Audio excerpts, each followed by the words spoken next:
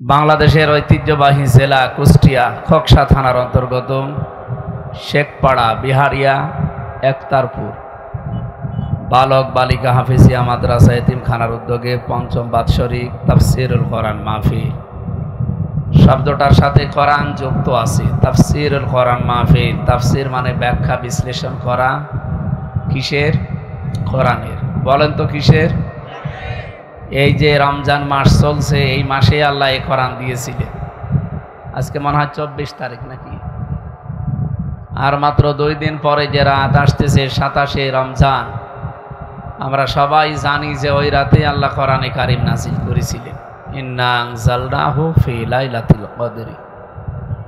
সুতরাং গুরুত্বপূর্ণ একটা জায়গায় এবং সময় আমরা বসে আছি এমন একটা বিষয় শোনার জন্য। যদিও আপনাদের প্রধান অতিথি বলছিলেন কষ্ট আসলেও হয়েছে। আমি তো এখানে 11টায় ওঠার কথা, আমি 11টার সময় এসে বসে আছি।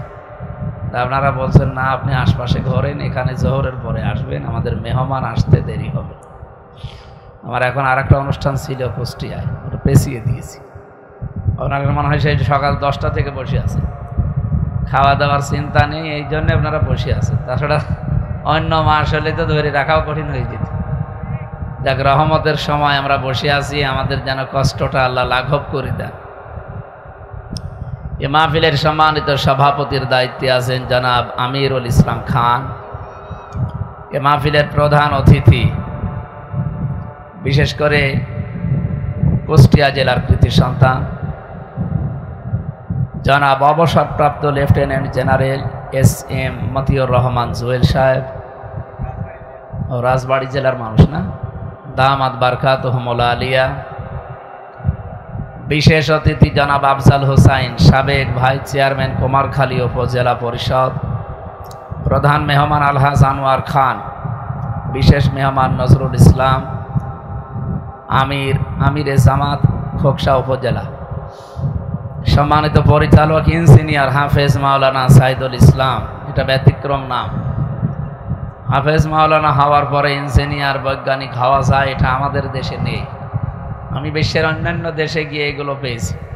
মিশরে যান, ওমানে যান, মালয়েশিয়া যান, কোরআনের হাফেজ পাশাপাশি ইঞ্জিনিয়ার, কোরআনের হাফেজ পাশাপাশি পাইলট। আমাদের দেশের শিক্ষা ব্যবস্থায় কালচারটা নেই। নবীজির সবগুলো কাজ আমাদের জীবনের জন্য সুন্নাত, আমাদের জীবনের জন্য কি এটা আপনারা বিশ্বাস করেন বা শোনেন, মানেন, এরকম কিছু তো নাকি? আপনাকে ঘুমাচ্ছে? আমি জানি এলাকায় অনেক অমুসলিম আছে, তাহলে আপনারা তো আর না, আপনারা ঘুমালে হবে। ওনারা ধর্ম যেহেতু এটা নেই, ওনারা ঘুমাক। তারা আমরা বলছিলাম যে অন্যান্য দেশের কালচারে ওইটা মেলে, কিন্তু বাংলাদেশে এটা নেই। তারপরেও যেহেতু উনি হাফেজ মাওলানা, এরপরে এবার ইঞ্জিনিয়ার, আল্লাহ রাব্বুল আলামিন তার এই ছোট্ট গোলামকে যেন কবুল করেন, বলেন আমিন। আমাদের শিক্ষা ব্যবস্থা ওইভাবে তৈরি করা দরকার।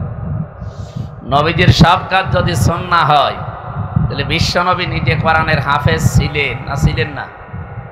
বলেন না কেন?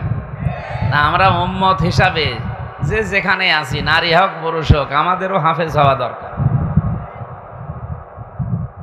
আমি কি বেশি বলে ফেললাম? এটা যেহেতু আমাদের দেশে নেই এই কালচারটা, আমি অন্যান্য দেশে গিয়ে পেয়েছি। ওমানে রিকশা চালায় অথবা এই যে টেম্পো চালাচ্ছে, বাসে করে আমাদের নিয়ে যাচ্ছে, কোরআন শরীফ পড়ছে। জিজ্ঞাসা করলে নাম কি? আব্দুর রশিদ। নামের আগে হাফেজ। একটা ড্রাইভার কোরআনের হাফেজ। এই জন্য এই নিয়মটা আমার মনে হয় পালন করা দরকার। শুধু হাফেজ না, কোরআনে কারিমকে বোঝারও ব্যবস্থা করা দরকার। আর এইটার জন্যই মনে হয় এলাকায় মাদ্রাসার প্রতিষ্ঠিত হয়েছে। এটা যেন যেভাবে দরকার ওইভাবে যেন। এটা কি খোকসা থানার ভেতরে না? খোকসা থানার শেষের গ্রাম। আমার নিজের জন্ম এই জেলায় কুষ্টিয়া। বাংলাদেশ সহ বিশ্বের অন্যান্য জেলায় গেলে পরিচয় দিলে ভালো লাগে, কিন্তু ওই যে একটা জায়গা আছে বাংলাদেশে যেখানে গাঁজা খায় পুলিশ পাহারা দিয়ে, এই কারণে একটু কেমন কেমন লাগে। সারা পৃথিবীর মনে হয় একটাই নিরাপদ জায়গা যেখানে এই পুলিশরা পাহারা দিয়ে গাঁজা খাওয়ায়। ওই যে পুলিশ বসে আছে, খাওয়া ওনাদের দায়িত্ব ওইটা। কিন্তু আমরা যারা খাই তাদের তো বিবেক নষ্ট হয়ে গেছে। নেশা দ্রব্য যত বিষয় আছে সরকার 0 টলারেন্স দিয়েছে, এরপরও এগুলো আসে কি করে? এতদিন যাই হোক এসেছে, এখন যেন আর না আসে। কারণ এতদিন যারা নিয়ে আসতো, আপনারা জানেন আমাদের পাশের প্রতিবেশী যারা, এখান থেকে সোনা, আমার বাংলাদেশ থেকে সোনা যায়, রূপা যায়, তামা যায়, ভালো ভালো জিনিসগুলো সব পাচার হয়ে যায়, আর ওখান থেকে আসে বাবা, ডাল, আর ওই যে গাঁজা। গাঁজা কি? আমি জেলখানায় ছিলাম 3টা বছর। একদিন জেলার এসে একজনকে দেখি পিটাচ্ছে। কি হয়েছে স্যার? বলছে এই শয়তান জেলখানার ভেতরে গাঁজা গাছ লাগিয়েছে। গাঁজা গাছ লাগালো কি করি? ওরে জিজ্ঞাসা করছে তুই গাঁজার গাছ লাগালি, বেশ পেলি কোথায়? স্যার আমি কোর্টে গিয়েছিলাম, আমারও তো কিছু হিতাকাঙ্ক্ষী আছে। আসার সময় ওরা কিছু পোটলা দিয়েছিল, ওই যে পিজন ভ্যানে এভাবে ছুঁড়ে মারে, আমি একটা ধরেছিলাম। তো ওই একটা ধরার পরে দেখি ওর ভেতরে কিছু বিষ আছে। এখন জেলে ঢোকার সময় তো পরীক্ষা করে ঢোকায়, এমনকি মেশিনে তুলে দেয়, স্ক্যান করে, কি করা যায়। তখন মুখের ভেতরে নিয়েছে, মুখের ভেতরে দাঁতের ওই মাড়ির কোণে এমন ভাবে রেখেছে মেশিনে ধরা পড়ে। ভেতরে নিয়েছে, ওই বোতল দেয় পানি খাওয়ার জন্য, বোতলের মুখ কেটে ফেলে দিয়ে ওখানে মাটি ভরাট করে ওর ভেতরে বীজ লাগিয়েছে। 2 মাস। বলছে স্যার দেখেন কত বড় করেছে। হিন্দু জেলার ছিল তো দেবদুলাল, উনি বলছে বেটা শয়তান, পুলিশ তোরে গাঁজা খাওয়ার কারণে জেলে দিল, তুই জেলের ভেতরে এসে গাঁজার গাছ লাগালি, তোরে তো স্বর্গে দেওয়া লাগবে। আমাদের সারা বাংলাদেশ সহ বিশ্বের একটাই নিরাপদ জায়গা, যেটা আমাদের জন্মভূমি কুষ্টিয়া, সেখানে পুলিশে পাহারা দিয়ে গাঁজা খাওয়াচ্ছে। এটা আমার মনে হয় বন্ধ হওয়া দরকার। বাংলাদেশে যেহেতু অনেক কিছু সংস্কার চলছে, এইটাও সংস্কার করে এখানে আল্লাহর ওলি যদি উনি হয়ে থাকে, ওনার কবরটা সংরক্ষণ করে রাখে, মানুষ দেশ বিদেশ থেকে আসবে, ওনার আল্লাহর কাছে ক্ষমা চাবে। কি কথা বলেন? এখানে নবীজির মতো দামি কবর পৃথিবীতে আছে, তো ওনার কবরে এভাবে কি গাঁজা খায় কেউ? সুতরাং এইগুলো ইসলাম নয়। ইসলামের নাম নিয়ে যদিও তারা করে, আল্লাহ রাব্বুল আলামিন আমার এই দেশকে, আমার এই জাতিকে যেন রক্ষা করেন, বলেন আমিন। আমরা জানি আজকের প্রধান অতিথি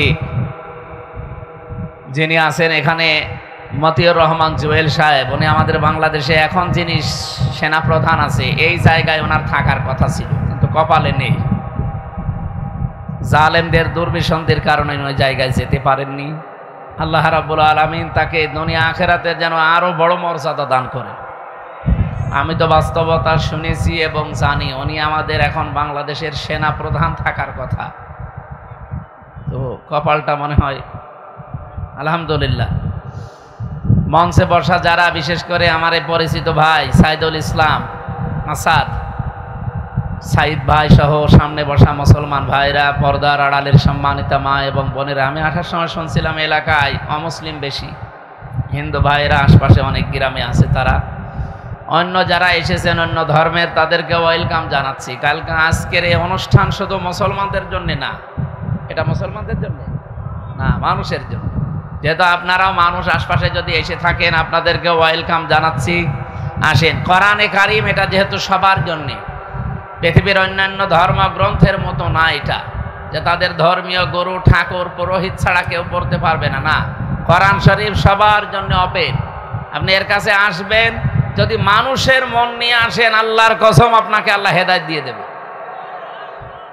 সম্মানিত কুষ্টিয়াবাসী বা রাজবাড়িবাসী, আমরা 2 জেলার, যেহেতু বর্ডার 2 জেলার মানুষ এখানে আছি, আমরা কথা বলছিলাম সেদিন যশোরে এক কলেজের অধ্যাপক, বিসিএস ক্যাডার, ওনারে বললাম যে স্যার আপনি অন্য ধর্মের মানুষ, হিন্দু, আপনাকে আমি মুসলমান হতে বলছি না, আর আমাদের ধর্মে জোর জবরদস্তি বাড়াবাড়ি নেই। যদি এটা থাকতো আপনাকে আমরা পিটিয়ে মুসলমান বানিয়ে ফেলতাম, কারণ আমাদের দেশে 96% আমরা মুসলমান, আর অন্য জাতি আছে মাত্র 4%। আমরা যদি বাড়াবাড়ি করি, জবরদস্তি করি, কেউ এ দেশে অন্য ধর্মে থাকতে পারবে? পিটিয়ে মুসলমান বানিয়ে ফেলবো না? কিন্তু আমাদের ধর্মে ওইটা নেই, লা ইকরাহা ফিদ্দিন। আমাদের ধর্মে বাড়াবাড়ি আছে, জবরদস্তি আছে না। লা ইকরাহা ফিদ্দিন, লাকুম দীনুকুম ওয়ালিয়া দীন। আপনার ধর্ম আপনি পালন করেন, আমারটা আমি পালন করব, কিন্তু বাধা দেওয়া যাবে না। এই বাধা দেওয়ার সংস্কৃতি এতদিন ছিল। সামনে যদি এদেশে ইসলাম আসে, এই দেশে আর কোনো ধর্মের মানুষের অধিকার নিয়ে সিনিমিনি খেলা হবে না, খেলতে দেওয়া হবে না। আলাকাদ কাররামনা বানি আদম, আমি বনি আদম সন্তানকে সম্মান দিয়েছি। আল্লাহ কি বলেছেন যে আমি মুসলমানকে সম্মান দিয়েছি? এই জন্য অন্য ধর্মের যারা আছেন ভয় পাবেন না, চিন্তায়ও থাকবেন না। আপনারা এই মুসলিম দেশে আমানত আমাদের কাছে, আমরা যতটুকু নিরাপদ তার চাইতে 100 গুণ বেশি নিরাপদে থাকবেন আপনারা। এতদিন সুসুর ভয় দেখিয়েছিল, ওই ভয়টা এখন কেটে যাবে ইনশাআল্লাহ। গোবিন্দ পরামানিক কয়েকদিন আগে ঘোষণা দিয়েছে, আপনারা শুনেছেন, আপনাদের হিন্দু নেতা উনি জানিয়েছে এই দেশে যদি ইসলাম আসে আমরা সবচাইতে বেশি নিরাপদে থাকতে পারি। কারণ এটা আগস্টের 5 তারিখের পরে অলরেডি প্রমাণ হয়ে গেছে। এদেশের মুসলমানেরা মন্দির পাহারা দিয়েছে, মুসলমানেরা হিন্দুদের বাড়িঘর পাহারা দিয়েছে। এই কথা বলে না কেন? কিছু মানুষ দুর্বিসন্ধি করে এই সংখ্যালঘু সংখ্যাগুরু এই নাম তৈরি করে রাজনৈতিক ফায়দা শুধু লুটেছে। এটা আর সামনে হতে দেওয়া হবে না, সেই পরিস্থিতি অলরেডি বাংলাদেশে তৈরি হয়ে গেছে। আমি কলেজের ওই অধ্যাপক, উনি শঙ্কর শিকদার, বললাম যে স্যার আপনাকে আমি জোর করি না, আপনি আমাদের ধর্মীয় গ্রন্থ একটু বুঝে শুনে পড়বেন। বাংলাটা আপনাকে দেয়, ইংরেজিটা দেয়, যে ভাষায় পারেন আপনি পড়েন। উনি মাত্র 3 মাস বুঝে শুনে পড়েছেন কোরআনে কারিমের বাংলা অর্থটা, যেহেতু বিসিএস ক্যাডার তো জ্ঞানী মানুষ। 3 মাস পরে দেখে নিজের থেকে মুসলমান হয়ে গেছে। এই জন্য অন্য ধর্মের যারা আছেন আপনাদেরকেও কোরআন শোনার জন্য আহ্বান জানাচ্ছি, ওয়েলকাম করছি। হাত্তা ইয়াসমা কালাম আল্লাহ সুম্মা আবলিগহু মা'মানা। আল্লাহ তাআলা বলেন যখন মানুষ কোরআন শুনতে আসবে, যদি অমুসলিমও আসে, নিরাপদে শোনার ব্যবস্থা করে দেবেন, এবং শোনা হয়ে গেলে তারা যেন নিরাপদে বাড়ি যেতে পারে এই ব্যবস্থাও করা লাগবে। এই নির্দেশ কার? যেন আজকের এই অনুষ্ঠান শুধু মুসলমানদের। আরো জোরে বলেন, হাদা বায়ানুল লিন্নাস। আল্লাহ বলেন এটা মানুষের জন্য বায়ান। সুতরাং আমরা মানুষ পদবাচ্যে যারা বিবেচিত, আজকে যারা এখানে এসেছি, যেহেতু কষ্ট অনেক বেশি হয়ে গেছে আপনাদের, আর ঘন্টাখানিক কষ্ট করা যাবে না। এত খাওয়া দাওয়া নেই, এই জন্যে। খাওয়া দাওয়া থাকলে আমি শেষ করে দিতাম। রমজানে এখানে যারা আছে অন্য ধর্মের মানুষ বাদ দিয়ে সবাই রোজা আছে না নেই? রোজা নেই কারা? হাত তোলেন তো। একজন, ঠিক আছে, অসুস্থ হতে পারে, অসুবিধা নেই। সবার যে রোজা রাখা লাগবে তা না। ফামান কানা মিনকুম মারিদান আও আলা সাফারিন ফাইদ্দাতুম মিন আইয়ামিন উখর। কেউ যদি অসুস্থ থাকে, সফরে থাকে, তার জন্য রোজা এই সময় না করে অন্য সময় করে দিলেও আদায় হয়ে যাবে, ওনাদের অবস্থা যদি ওই রকম হয়। কিন্তু যদি আপনি ধোঁকা দেন, ফামাং শাহিদা মিনকুম শাহরা ফালিয়াসুমহু, তোমাদের ভেতরে কেউ যদি রোজার মাস পায়, মাস্ট বি, সে যেন অবশ্যই রোজা রাখে। এ নির্দেশ কার? সুতরাং ওনাদের অবস্থা ওনারা জানে। যদি সুস্থ থাকার পরও রোজা না রাখেন, রমজানে মুসলমান দিনের বেলা হালাল খাবার খেলে ওটা হারাম। এই কথা বললেন না? আপনারা যদি এই অবস্থা থাকেন, সামনে 11 মাস বাকি আছে, যে কোনো সময় 30টা রোজা আপনাকে করা লাগবে। রোজা কোনো মাফ, নামাজ মাফ আছে? মাফ নেই মানে? মেয়েদের যে শরীর খারাপ হয় 3 দিন, 5 দিন, 7 দিন, মাসে 10 দিন, এই সময় যদি নামাজ না পড়ে, পরবর্তীতে আবার ওই নামাজ কাজা করা লাগে না। ওদের নামাজ জীবনের মতো ওই 10 দিন মাফ। কিন্তু রোজা, এটা যদি এই 3 দিন, 5 দিন, 7 দিন করতে না পারেন, আপনার জন্য কিন্তু মাফ নেই। বাকি 11 মাসের ভেতরে এই যে কয়টা রোজা নষ্ট হবে, ভাঙ্গা পড়বে, আপনাকে মাস্ট বি করে দেওয়া লাগবে। কত বড় গুরুত্বপূর্ণ জিনিস দেখেছেন আল্লাহর বিধান। যারা রাখতে পারেন নাই অবশ্যই কিন্তু রেখে দিয়েন, নয়তো আপনি কিন্তু জবাব দিতে পারবেন না।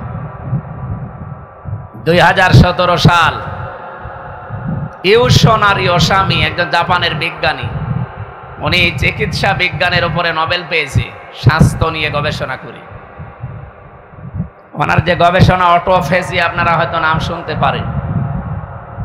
উনি চিন্তা করলেন, এই যে একাধারে মানুষ খাবার খায়, মানুষের শরীরে প্রায় 2 কোটি কোষ আছে। কোষ যেগুলো রক্তকে কন্ট্রোল করছে।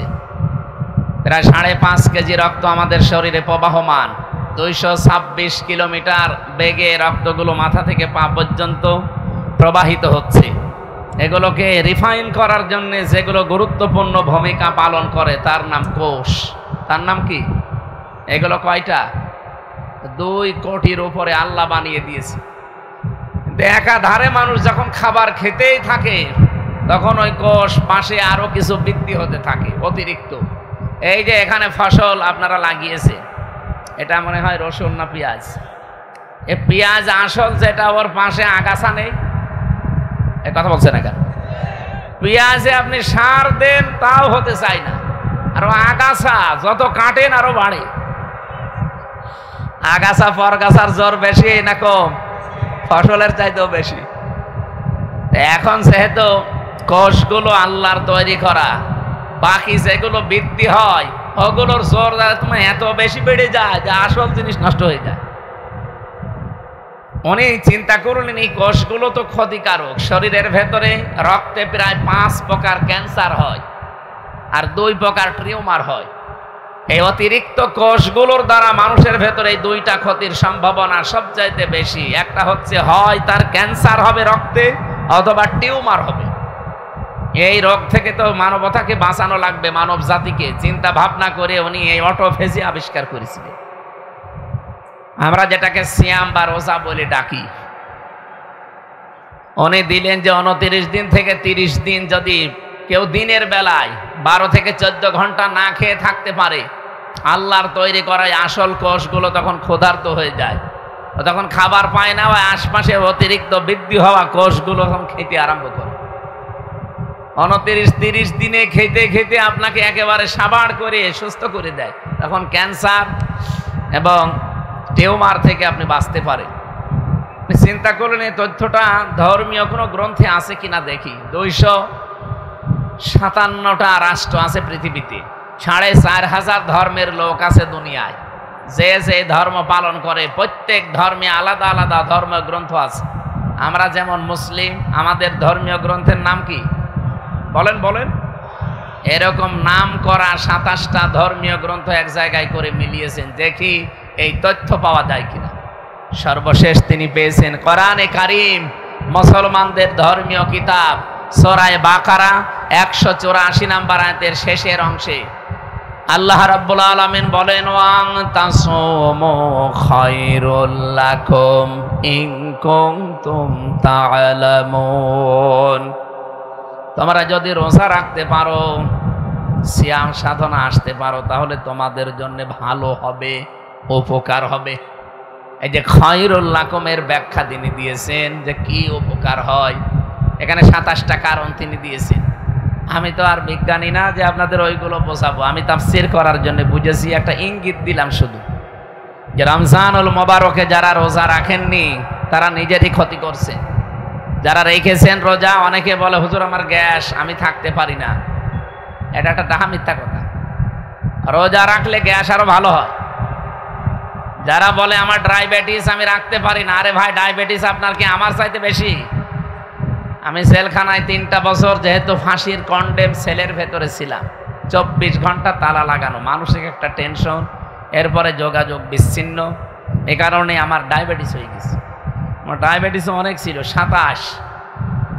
অথচ রোজা রেখে এই কয়দিনে মাপ দিয়ে দেখলাম 8 নেমে এসেছে। কোথায় 27, কোথায় 8? অথচ কিছু খায়ও নি। এই জন্য আল্লাহ যে জানিয়েছেন রোজা রাখলে তোমাদের জন্য ভালো হবে, উপকার হবে, তোমরা সুস্থ থাকতে পারবে। পৃথিবীর অন্যান্য নবীদের দিকে তাকান, যেই নবী যত বেশি এই রোজার মতো বিধানটা পালন করেছে, সেই লোকটা তত বেশি সুস্থ ছিল। এই পৃথিবীতে সবচাইতে সুস্থ মানুষের তালিকায় আপনি নাম পাবেন হযরত নূহ আলাইহিস সালামের। কার? আপনারা কি ঘুমিয়ে গেছেন? জবান খুলে বলেন, কোন নবীর নাম বললাম? নূহ আলাইহিস সালাম। হযরত নূহ আলাইহিস সালাম বছরে মাত্র 2টা দিন বাদ দিয়ে 363 দিনই তিনি রোজা রাখতেন। এই জন্য পৃথিবীতে আপনি তালিকা দেখবেন সবচেয়ে বেশি সুস্থ মানুষের তালিকায় উনি ছিলেন। তাহলে রোজা রাখলে মানুষ যদি দুর্বল হয়, অসুস্থ হয়, রোগী হয়, উনি অসুস্থ হয়ে যেতেন না? এজন্য রোজা রাখবেন, আপনি সুস্থ থাকতে পারেন, অনেক কিছু থেকে আল্লাহ আপনাকে বাঁচিয়ে দেবেন। 2 নম্বরের তালিকা পেয়েছে হযরতে দাউদ নবী। তিনি একদিন পর একদিন রোজা রাখতেন, বছরে তিনি 6 মাস রোজায় রাখতেন। আমাদের যেহেতু ওই রকম 1 বছর 6 মাস না, মাত্র 1 মাস। কয় মাস? টিউমার থেকে, ক্যান্সার থেকে নিজের শরীরকে বাঁচাতে চাইলে রোজার বিকল্প কোনো বিধান এখন আর পৃথিবীতে নেই। কারণ প্রত্যেকটি জিনিস রেফাইন করার জন্য একটু জিনিসপত্র লাগে, তেল মোবিল দেওয়া লাগে, বিশ্রাম দেওয়া লাগে মেশিনের। আমাদের শরীরে যেগুলো পাঁচপত্র কাজ করছে, এর বিশ্রাম দেওয়া লাগবে না? আপনি ছাগলের মতো খেয়ে যাবে, বিশ্রাম পাবেন কোথায়? এই জন্য তো খাবারেরও একটা লিমিট আছে। খাবার খাওয়ার আগে 3টা সুন্নত পালন করা লাগে। কয়টা? 1 ভাগ খাবার, 1 ভাগ পানি, আর 1 ভাগ হজম হওয়ার জন্য খালি রাখতে হবে। নবীজি বলেন, আমার উম্মতেরা যদি এই সুন্নাত মেনে খাবার খায়, কোনোদিন তাদের পেট বুকের উপরে উঠবে না। আর আমরা এমন উম্মত, বুক নেই, খালি পেট। এই কথা বললেন না? আপনি দেখেন সারা বাংলাদেশে এমন এমন মানুষও ছিল যাদের বুক ছিল না, খালি পেট। পেটের ভেতরে শুধু খাবার পাবেন না, ব্রিজ, কালভার্ট, কাবিখার, গম, চাল, সব। এমন এমন পেট হয়তো তাদের, আমি কয়েকজনের দেখেছি, আখেরি ভরি। মেয়েরা ওদের পেট দেখে লজ্জা পায়। আল্লাহ, ছেলে মেয়ে হয় আমাদের আর পেট হয় এর। সুতরাং আমরা ভড়ি বানাতে চাই না, আমরা বুক বানাতে চাই। প্রত্যেক নবীর বুক ছিল বড়, পেট ছিল ছোট, কারণ তারা ওই সুন্নত পালন করত। কি কথা বোঝেন? আজকে থেকে কি এরকম খাবেন ছাগলের মতো 3 ভাগ করে খাবার খান। মানুষ না খেলে মরে যায়, কম খেলে মরে যায় আমরা পাইনি, বেশি খেলে মরে, এই খবর পাননি? আপনার নির্ধারিত যেহেতু রিজিক লেখা আছে, ওই রিজিকটা যেন মরণ পর্যন্ত যায়। আপনি খেয়ে যদি এখনই 1 বছরে সব শেষ করে ফেলেন, 10 বছর বাঁচবেন? আশা করছি খাবারের এই সুন্নতটা পালন করলে আমাদের গ্যাস্ট্রিক, আলসার, বিভিন্ন পেটের যে পীড়াগুলো হয়, এগুলো থেকে আল্লাহ আমাদেরকে বাঁচাবেন নবীর সুন্নতের কারণে। আমরা রমজানুল মোবারকে কোরআন আল্লাহর বাণী সবার জন্যে, মানুষের সম্মান যেহেতু আল্লাহ বাড়িয়েছেন, এখানে শুধুমাত্র মুসলমানদের সম্মান আমি বাড়িয়েছি এ কথা কোরআনে আল্লাহ দেননি, দিয়েছেন ওয়ালাকাদ কাররামনা বানি আদম। সূরা বানি ইসরাঈল ৭০ নম্বর আয়াতের প্রথম অংশে আছে। আল্লাহ রাব্বুল আলামিন বলেন, এই পৃথিবীতে যত সৃষ্টি আমার আছে সব চাইতে সম্মান দিয়েছি আমি মানুষদেরকে। এই জন্য যে ধর্মের লোক আপনি হন না কেন, আপনি যেহেতু মানুষ, আপনাকে আমরা সম্মান করি বা করব। কি মসজিদে নববীতে নবীজি বসে আছেন, একটা লাশ যাচ্ছিল সামনে দিয়ে, নবীজি সঙ্গে সঙ্গে দাঁড়িয়ে গেলেন। সাহাবীরা বলে, হে হুজুর আপনি দাঁড়ান কেন, ওটা তো ইহুদির লাশ।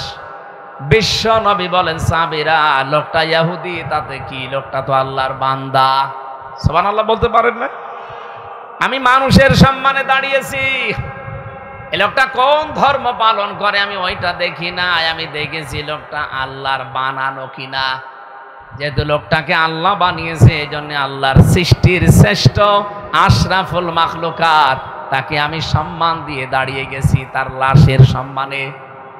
অবাংলার মুসলমানেরা, যেই নবী আমাদের নবী যাকে আমরা দাবি করি, তিনি মানুষ মারা গেলেও সম্মান দিতে ভোলেননি, অথচ আমরা জীবিত মানুষদেরকে সম্মান দিতে চাই না। কি জীবিত মানুষদের জন্য আমরা এখন আতঙ্ক হয়ে গেছি। আজ হাজারো জায়গায় রাহাজানি, চিন্তায়, মারামারি, কাটাকাটি, কত আতঙ্ক অবস্থা। এ দেশটা এখন অনেকেই জাহান্নাম বানানোর জন্য চেষ্টা করছে। আগস্টের 5 তারিখের আগে কিন্তু এ বাংলাদেশ আর নেই। 5 তারিখ পাল্টিয়ে এখন মার্চ মাসের 24 তারিখ চলছে। সুতরাং পৃথিবী যেমন পাল্টিয়েছে, বাংলাদেশও কি এই জন্য দেশটাকে নৈরাজ্য করার জন্য, অস্থিতিশীল করার জন্য বিভিন্ন টিপস আসছে বিভিন্ন জায়গা থেকে। এগুলোতে পা দিয়ে যদি কেউ দেশে অশান্তি তৈরি করেন, গোপালগঞ্জের মতো পেছনে লাল হয়ে যাবে।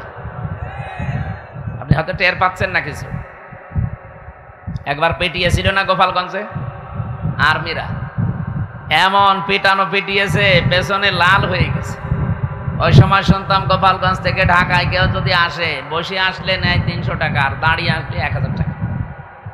কারণ বসে আসবে কি করে? আমরা যেন এরকম ফাঁদে আর কেউ পা না দেয়। যারা পালিয়েছে এ মানুষগুলো আবার ফিরে আসবে, এই ধান্দায় আছেন আপনারা? পৃথিবীর ইতিহাস পাল্টিয়ে যাবে না? এই পৃথিবী থেকে 610 বছর আগে পাল্টিয়ে এই এই পাশে কলকাতা থেকে পালিয়েছে লক্ষণ সেন, আজও ফিরে এসেছে আর আসবে। আসবে? ও উনি বলছে আসবে, ও দাদা হয়।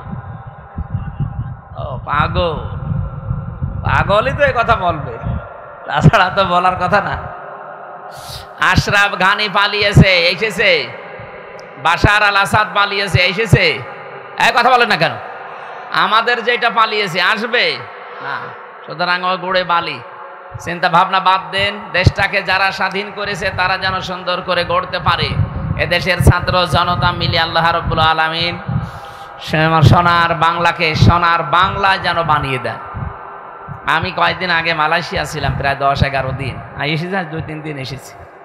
মালয়েশিয়া, সিঙ্গাপুর, থাইল্যান্ড, এই দেশগুলো এত পরিষ্কার, অথচ 54 বছরে আমরা তাদের উপরে যেতে পারতাম। মালয়েশিয়া 2004 সাল থেকে এই যে মাত্র 21 বছরে কোথায় চলে গেছে? বাংলাদেশের সাথে প্রায় 5 ডবল বড় দেশটা, 3 কোটি মানুষ মাত্র বাস করে। বাংলাদেশের মানুষই ওখানে আছে 20 লাখ। এই দেশটা এই জায়গায় গেল কি করে? একটাই মাত্র কারণ, আমি যা পেয়েছি, আইনের শাসন আছে আর দুর্নীতি নেই। তারা আপনাদের মতো টাকা পাচার করে না। এ বাংলাদেশও দাঁড়িয়ে যেত, 54 বছর লাগতো না। বাংলাদেশ 5 বছরে দাঁড়িয়ে যায় যদি শুধু টাকা পাচার বন্ধ হয়। দুর্নীতিটা যদি বন্ধ হয়ে যেত দেশে, সে সেখানে যার আইন আছে ওই আইন ফলো করছে, ঠিক ওই দেশটা দাঁড়িয়ে গেছে। আমার আল্লাহর কোরআনে আল্লাহ যে আইনগুলো দিয়েছিলেন, এগুলো যদি আজ দেশে কায়েম থাকতো আর আইনের শাসন যদি প্রতিষ্ঠিত থাকতো, এ দেশটা কবে বাংলাদেশটা পৃথিবীর মানচিত্রে দাঁড়িয়ে যেত। তো আমরা পারি নাই, খালি মেগা প্রকল্প দিয়েছি আর মেগা ডাকাতি করেছি। এই কথা বললেন না? আপনি দেখেছেন এই রূপপুর, পাবনা, এখান থেকে একজন মানুষ মাত্র, আমি নাম নিলাম না, ৭৬,০০০ কোটি টাকা একজন মানুষ নিয়েছে। একটা দরবেশ ছিল দেশে, মাথার চুল থেকে পা পর্যন্ত পুরাটা সাদা, ৩৬,০০০ কোটি টাকা চুরি করেছে। এইভাবে যদি এতগুলো টাকা কেউ চুরি করে, দেশটা দাঁড়াবে কি করে? এই জন্য আমরা চাচ্ছি এমন ভাবে দেশটাকে দাঁড় করাতে যেন চুরি বন্ধ হয়। বলেন বলেন। আর চুরি বন্ধ হওয়ার জন্য যে আইন লাগবে, ওই আইনটা আল্লাহ কোরআনে ১৫০০ বছর আগে দিয়েছেন। আস-সারিকু ওয়াস-সারিকাতু ফাকতাউ আইদিয়াহুমা। আল্লাহ বলেন, চোর পুরুষ হোক নারী হোক, যদি সাক্ষ্য প্রমাণে ধরা পড়ে ওর হাত কেটে দাও। এই আইনটা যদি সে ৭১ সালে বাংলাদেশের সংবিধানে কায়েম করে দিতে পারতাম, সংসদে যদি জারি থাকতো, এই দেশে কত মানুষের হাত যে এভাবে ঝুলে থাকতো। এই কথা বললেন না? এই মানুষগুলোই বাংলাদেশের মানুষকে বোঝায় যেটা বর্বর আইন। আল্লাহর এই আইনকে তারা কি বলে? বর্বর আইন বলে। এই দেশে একজন বলেছিল, তিনি মারা গেছেন, সরঞ্জিত সেনগুপ্ত বাবু, বলেছিল মুসলমানদের কোরআনের এই আইনটা সূরা মায়েদার ৩৮ নম্বর আয়াত, এটা একটা বর্বর আইন। বলেন নাউজুবিল্লাহ। কেন বলেছিল? কালো বিড়াল ধরা পড়েছিল। কারণ ওনার হাত ওই সময় থাকার কথা, যদি এই আয়াতটা সংসদে থাকতো। এই কথা বলেন না কেন? আমার ছোট দাদা সৌদিতে থাকে, উনি আমারে বলছিল, হামজা, আমি অজুখানায় দেখে একটা মোবাইল ঘড়ি পড়ে আছে। চিন্তা করলাম কেউ তো নিচ্ছে না, আশপাশে তাকিয়ে দেখলাম কেউ নেই, তুলে নিলাম। কিন্তু মনের ভেতরে ভয়, যদি কেউ ধরে ফেলে সিসি ক্যামেরা দিয়ে, তাহলে তো আমার কি কাটা যাবে। বলেন না কেন? আর দেশে গেলে মানুষ বলবে হাজী সাহেব চোর। এই ভয়ে তাড়াতাড়ি করে যেখানে হারানো জিনিস জমা দেয় ওই জায়গায় জমা দিল। ওনারা জিজ্ঞাসা করলাম, ভাই এই জিনিসের দাম কেমন হবে? উনি আমারে বলছে, ইয়াহাজি ওল হজ্জা তাই না বিলা দোকা। হাজি দেশ কোথায়? উনি বলছে, যে তুমি বাংলাদেশ। আমি বাংলাদেশ থেকে এসেছি। এই জিনিসের দাম কেমন বলে? উনি বলছে, আপনার বাংলাদেশের টাকার যে মান, ওই টাকা অনুযায়ী এই মোবাইল, এই ঘড়িটা, এই ঘড়ির দাম এখন কমপক্ষে ৭২,০০০ টাকা। উনি বলছে ৭২,০০০ টাকার ঘড়ি পড়ে আছে, কেউ নিচ্ছে না। বাংলাদেশে থাকবে ৭২ পয়সা থাকে না। আমার এক দুষ্টু বন্ধু ছিল ভার্সিটিতে, এত দুষ্টু, ও ঢাকায় যাচ্ছে একটা নরমাল কোচে চুরি, হঠাৎ ওর পেটে গন্ডগোল। ওই সিরাজগঞ্জের গোল চত্বরে গাড়ি থামবে, বনপাড়া নাটোরে পার হওয়ার পরে ড্রাইভারকে বলছে, ভাই গাড়ি থামান, আমি নেমে যাব। ড্রাইভার বলছে, না এ গাড়ি থামবে না, তোমার যদি বেশি অসুবিধা হয় তো পেছনে বসে বসে আল্লাহ আল্লাহ করো। বলছে, পেটে আমার গন্ডগোলে কি আল্লাহ আল্লাহ থামে? পেছনে যেয়ে দেখছে সিটের পকেটে ওই যে পলিথিন থাকে বমি করার জন্য, ওইটা নিয়েছে দুই সিটের মাঝে বসে ওই কাজ করেছে। চিন্তা করে আমার তো বদনাম হয়ে যাবে। পকেট থেকে একটা রুমাল বের করে 4 কোনা করে বেঁধেছে, জালানার কাজ খুলে পেছনে ফেলে দেবে। আল্লাহর ইশারা, পেছনে আসছিল মোটরসাইকেলওয়ালা, পড়বে কি একেবারে মোটরসাইকেলের সামনে। মোটরসাইকেলওয়ালা চিন্তা করছে একেবারে সাদা রুমাল ধবধবে, পাশ থেকে পড়ে গেল কি গো, এ রুমাল যখন নতুন, ভেতরের জিনিসও মনে হয় নতুনই হবে। ও বলছে, দেখলাম রাস্তায় ওই লোকটা তুলে নিল কাজ দিয়ে, আমি তাকিয়ে আছি। ও বাড়ি যেয়ে টের পাবেন যে কোন নতুন জিনিস। আমারে বলছিল, হামসা আমরা যেভাবে ডিজিটাল হওয়া আরম্ভ করেছি, এদেশে পায়খানাও নিরাপদে নেই, তার প্রমাণ আমারটা। না, নিরাপদ যদি আমরা করতে চাই, এদেশে সোনা পড়ে থাকবে, যারটা তার ঘরে পৌঁছিয়ে দেবে, সেটার জন্য এই যে এইটা দরকার। এই কথা বলছেন আল্লাহ রাব্বুল আলামিন এই রমজানুল মুবারকের জন্য এইটার নাম দিয়েছেন শাহরু রমাদানাল্লাযী উনজিলা ফীহিল কুরআন। আল্লাহ পাক বলেন এই সেই মাস যার নাম রমজান। এখানে আমি তথ্য জানার জন্য বলছি, আলেম আছে না, ওরা কোরআন শরীফে কয়টা মাসের নাম আছে বলেন তো? কয়টা? না, মুহররম, সফর, রবিউল আউয়াল আছে নেই। ওরা কোরআনে মাত্র একটা মাসের নাম আল্লাহ দিয়েছেন, তার নাম রমজান। 12টা মাসের নাম সূরা তাওবা একবারে আছে, কিন্তু নাম নেই। ইন্না ইদ্দাতাশ শুহুরি ইনদাল্লাহি 12 শাহরান ফি কিতাবিল্লাহ। আল্লাহ বলেন আমার কিতাবে আমি লিপিবদ্ধ করেছিলাম 12টা মাসের নাম, কিন্তু কি কি এটা আর বলেন নাই। একটা মাসের নাম শুধু কোরআনে আল্লাহ দিয়েছেন, নাম কি? আরো জোরে বলেন। রমজান শব্দের শাব্দিক অর্থ হচ্ছে জ্বালিয়ে দেওয়া, পুড়িয়ে দেওয়া, শেষ করা, মিটিয়ে ফেলা। 33টা অর্থ আছে। রমজান অলরেডি এখন চলছে, কি জ্বালিয়ে দিতে এসেছে রমজান? হ্যাঁ, আমাদের অপরাধ, আমাদের পাপ, আমাদের গুনাহ, আমাদের অহংকার, আমাদের আমিত্ব। সুতরাং অহংকার যাদের আছে, তাদের অহংকারে রমজানে যেন জেলে পুড়ে শেষ হয়ে যায়। কথা বলেন না কেন? রমজান আসার পরও যদি আপনি অহংকার থেকে মুক্ত হতে না পারেন, আপনি মরণের আগে আর সোজা হবেন না। আপনার ভেতরে আমিত্ব আছে, আমি কি হনুরে, হনুমান হয়ে গেছে। এইটা আপনার ভেতর থেকে রমজান আসার পরও যদি দূর না হয়, আপনি বিশ্বাস করে নিতে পারেন যে আপনি মরণের আগে আর সোজা হবেন না। আপনার ভেতরে শয়তানি যে কাজ কারবার গুলো উকি মারে, শয়তান তো এখন বাধা আছে, এরপরও আপনার দ্বারা শয়তানের কাজ কারবার হয়। শয়তানের কাজ কি? শয়তানের 1 নাম্বার কাজ হচ্ছে দুনিয়াতে শয়তান অপচয় করে বেশি। কি করে? আরো জোরে বলেন।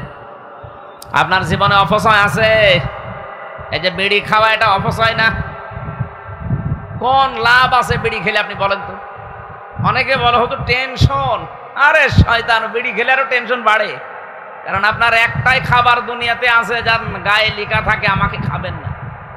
তার নাম কি? আমাকে খেলে কি হয়? তারপরও মানুষ খায়। বিস্কিটের নামে যদি লেখা থাকে শরীরের ওপরে, গায়ের ওপরে, প্যাকেটের ওপরে যে আমাকে খাবেন না, খেলেই ক্যান্সার হবে, কেউ কিনবে? বিস্কুট কিনতে রাজি না। কোন খাদ্য দ্রব্য কিনতে মানুষ রাজি না যদি লেখা থাকে যে আমাকে খেলেই ক্যান্সার হবে। শুধু একটা খাবার কিনি, কি এই এলাকায় বিড়ি খায় কি আমি জানি না, যদি খান ছেড়ে দিন। এটার দ্বারা কি লাভ আছে আপনার? আরো ক্ষতি। একদিকে নিজের আসল টাকা আপনি আগুন দিয়ে পুড়িয়ে ছাই করে দিলেন। কথা বলেন না কেন? টেনশন দূর করার জন্য বিড়ি খান, টেনশন আরো বাড়ে, আপনার কলিজা নষ্ট হয়ে যাচ্ছে। যদি একবার ক্যান্সার শরীরে বাসা বাঁধে 14 বংশ বিক্রি করে একটা ঔষধের পয়সা হবে না। সুতরাং এই মহামারী এবং ভয়ঙ্কর এই মারাত্মক রাস্তায় যেন আমরা কেউ পা না দেই। যারা খান আজকে থেকে আল্লাহকে ভয় করে ছেড়ে দেবেন। কারা কারা ছেড়ে দেবেন হাত তোলেন তো। একজন বিড়ি খায়, ঠিক আছে, এই এলাকা তো অনেক ভালো দেখছি, হিন্দু হলেও ভালো আছে। আমার ভাইরা, শয়তানের 1 নাম্বার কাজ আমরা বলছিলাম অপচয় করা। ইন্নাল মুবাদ্দিরিনা কানু ইখওয়ানাশ শায়াতিন। অবশ্যই যারা অপচয় করে এরা আর মানুষ থাকে না, এরা শয়তানের ভাই হয়ে যায়। বলেন নাউজুবিল্লাহ। ও কুষ্টিয়া রাজবাড়িবাসী, ভালো করে শোনেন, পৃথিবীতে যত গুনাহ আছে, যত অপরাধ আছে, সে জেনার মতো গুনাহ হোক, মানুষ হত্যা করার মতো অপরাধ হোক, কিন্তু আল্লাহ কোনো অপরাধীকে বলেন নাই শয়তানের ভাই। শুধু একটা অপরাধীকে আল্লাহ বলেছেন শয়তানের ভাই, সেটা হচ্ছে যারা, বলেন বলেন আরো জোরে বলেন, এই যে কত যুবক মানুষ আছে তারা অপচয় করে চোখের। চোখের অপচয় কি? এই যে মোবাইলে, কম্পিউটারে, ল্যাপটপে এমন এমন দৃশ্য দেখে যেটা চোখের অপচয়। না, এরকম দৃশ্য এলাকায় হয় না? কত মানুষ নিজের যৌবনকে নষ্ট করে ফেলছে এই সমস্ত উল্টা পাল্টা সিরিয়াল দেখে। সুতরাং আজকে থেকে অপচয় রোধ করা লাগবে। হ্যাঁ, কথা বলছেন? যেটা নিজের সামনাসামনি মানুষ দেখলে আপনি লজ্জা পান আর নিজে নিজে দেখলে আনন্দ পান, এইটা থেকে বিরত থাকা লাগবে। এই মোবাইলে মানুষের এমন এমন দৃশ্য তৈরি করা আছে যেটা নিজে দেখলে আনন্দ পায় আর অন্য দেখলে লজ্জা পায়, শরম পায়। এমন দৃশ্য মোবাইলে নেই? যার আছে এখনই ডিলিট করেন, নাই তো আমি কিন্তু একজনের মোবাইল চাইবো। নেন, করেন করেন, তাড়াতাড়ি এক্ষুনি ডিলিট করা লাগবে। যেটা নিজে দেখলে আনন্দ পান, ভালো লাগে, অন্য দেখলে লজ্জা লাগে, এইটাই হারাম। এক্ষুনি এটা ডিলিট করেন আল্লাহর ভয়ে। দেখেন তো কেউ ডিলিট করছে কিনা। এমন একজনের মোবাইল এখান থেকে আমি চাবো না, লজ্জায় পড়ে যাবেন, তাড়াতাড়ি করেন। আমার এর ভেতরে বিশ্ববিদ্যালয় স্যারদের প্রায় 1000 লেকচার আছে।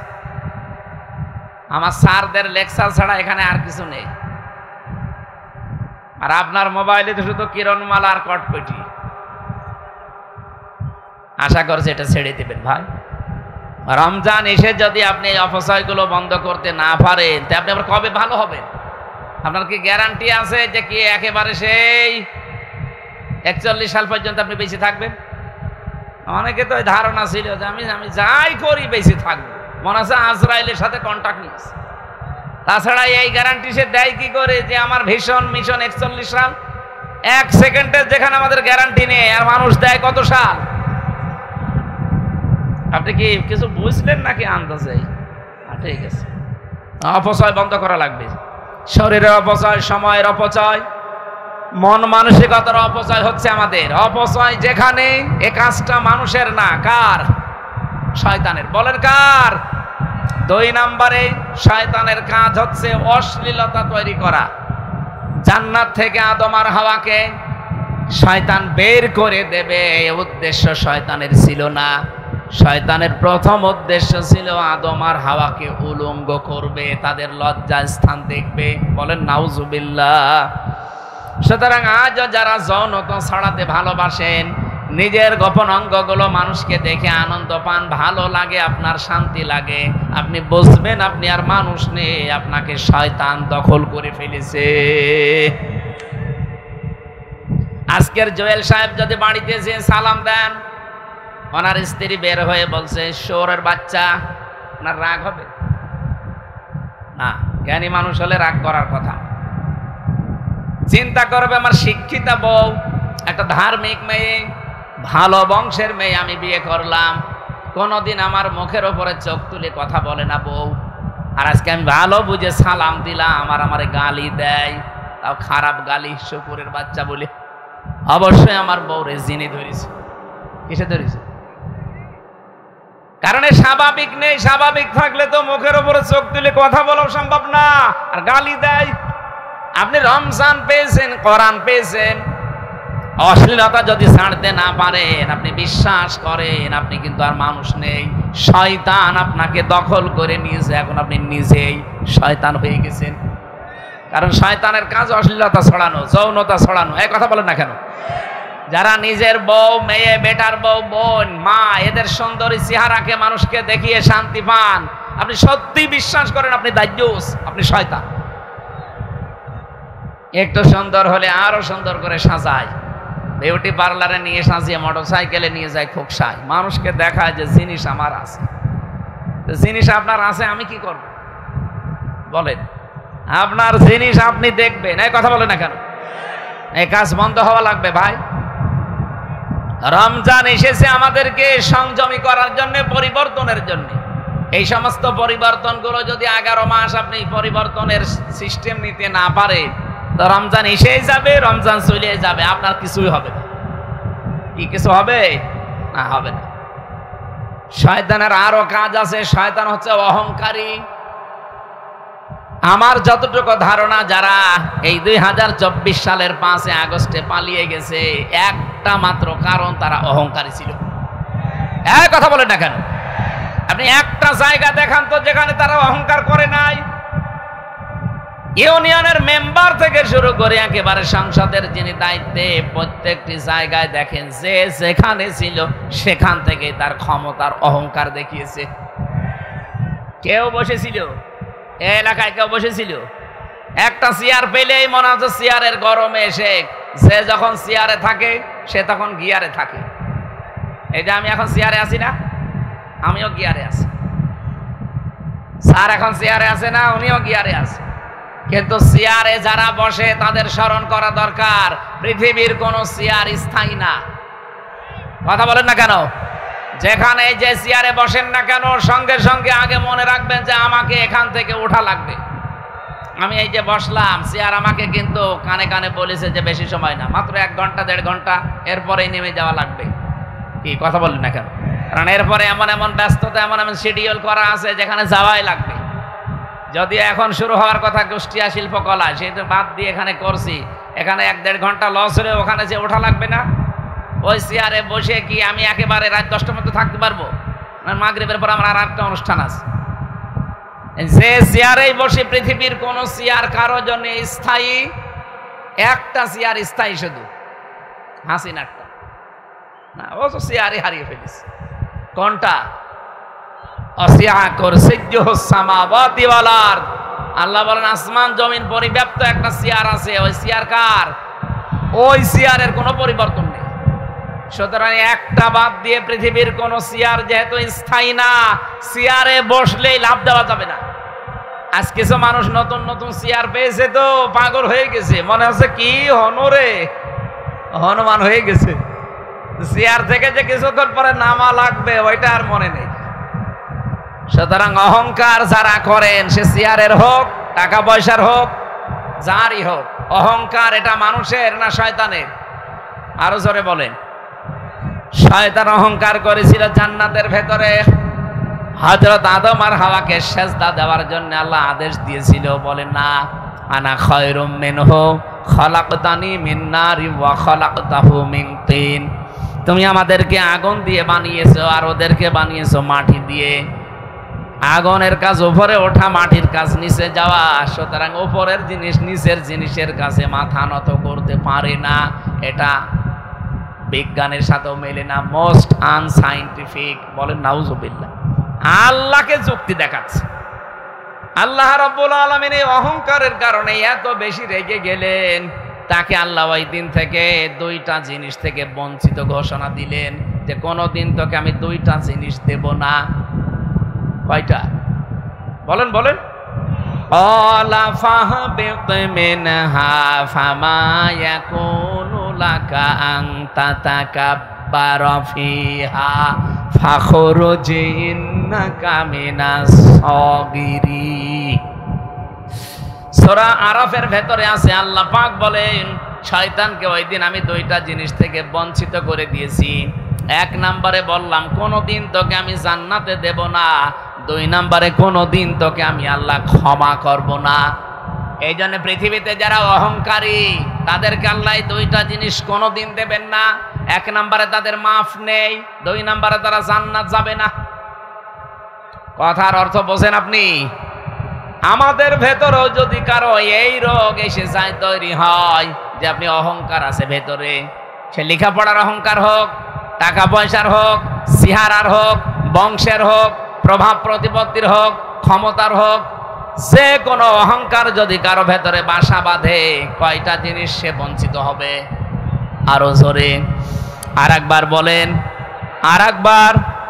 এক নম্বরে কোনো দিন আল্লাহ তাকে ক্ষমা, বলেন বলেন। দুই নম্বরে সে কোনো দিন জান্নাতে যাবে। এই জন্য অহংকারী যারা, তাদের একুলও শেষ, আখেরাতও শেষ। এখনো যেহেতু তাওবার দরজা বন্ধ হয়ে যায়নি, অহংকারী যারা আছেন, সে যে কোনো জিনিসের অহংকারী হোক, আমি আবার বলছি, রূপের হোক, লেখাপড়ার হোক, সম্পদের হোক, ক্ষমতার হোক, চেয়ারের হোক, অহংকার যাদের ভেতরে বাসা বেঁধেছে, আপনি এই মুহূর্তে নিজেকে পাল্টান। এখনই তাওবা করে জীবনের মতো ফিরে আসেন, তারপরও আল্লাহর মাফ আপনি পাবেন, জান্নাত পাওয়ার আশা করা যায়। আর যদি নিজের সিদ্ধান্তে অটল থাকেন, অহংকারী হয়ে তাকাব্বুরি নিয়ে থাকেন, কোনোদিন আপনি ক্ষমা পাবেন না, পাচ্ছেনও না, আপনি জান্নাতও পাবেন না। আপনি যত বড় হুজুর দিয়ে দোয়া করান না কেন, দোয়া সব মাঠে মারা যাবে। অহংকার আজ যারা পৃথিবীতে করছে, আপনি তাকান, একটাকে আল্লাহ ছাড়েন নাই। আপনি মনে করছেন ইসরাইল অহংকার করে একেবারে ঘাড় মোটা করেছিল, আজকে দেখেছেন সকালবেলার দৃশ্য। সারা বিশ্বের মুসলমানেরা কিন্তু অনেকে এখন এক হয়ে যাচ্ছে। ইরান যেভাবে, লেবানন যেভাবে, পাকিস্তান, বিভিন্ন দেশগুলো যেভাবে বলছে না এই অত্যাচার চলতে দেওয়া যায় না, এমনকি বাংলাদেশের ডক্টর মোহাম্মদ ইউনূস পর্যন্ত উনি ঘোষণা দিয়েছে যে ইসরায়েলের এই অন্যায় বন্ধ করা লাগবে। এতদিন কিন্তু আমরা কথা বলি নাই, সৌদি আরবও কথা বলতো না, এখন বলছে। কারণ পৃথিবীর মানচিত্র তারা পাল্টিয়ে ফেলেছে। আমরা এতদিন তালিকা দেখেছিলাম, পৃথিবীর নিকৃষ্ট জাতি এক নম্বরে ছিল মুশরিকরা, কারণ ওদের দ্বারা মানবতার সবচেয়ে বেশি ক্ষতি হতো। এখন আপনি তালিকা দেখবেন, ইন্টারনেটে সার্চ দেন, তামাম পৃথিবীর সবচাইতে নিকৃষ্ট মানুষের তালিকা হচ্ছে তারা ইহুদি।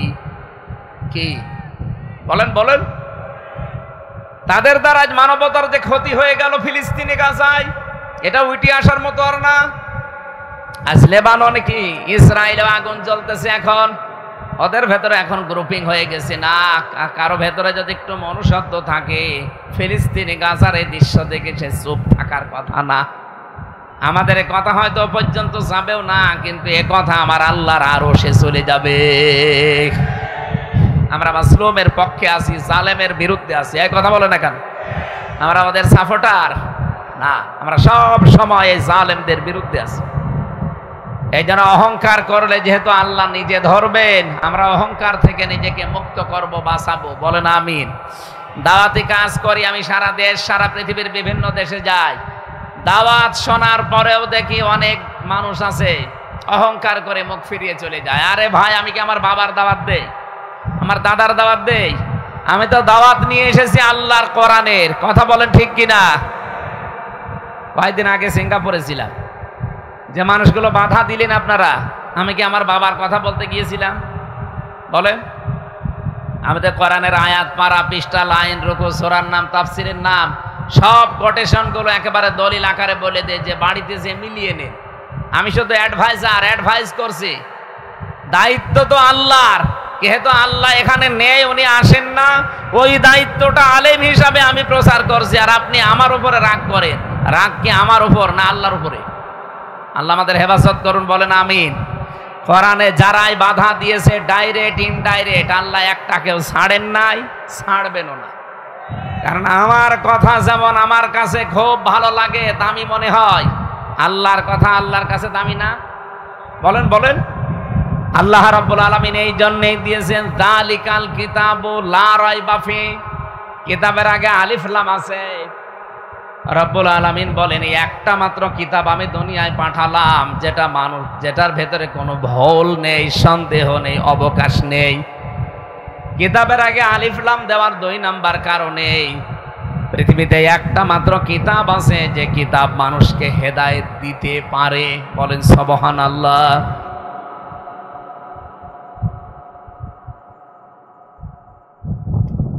আর রমজানুল মুবারকে যেহেতু কোরআন আল্লাহ নাযিল করেছেন নির্ভুল, নির্ভেজাল, অথেন্টিক, ভুল তো দূরের কথা, সন্দেহের অবকাশও আপনি পাবেন না।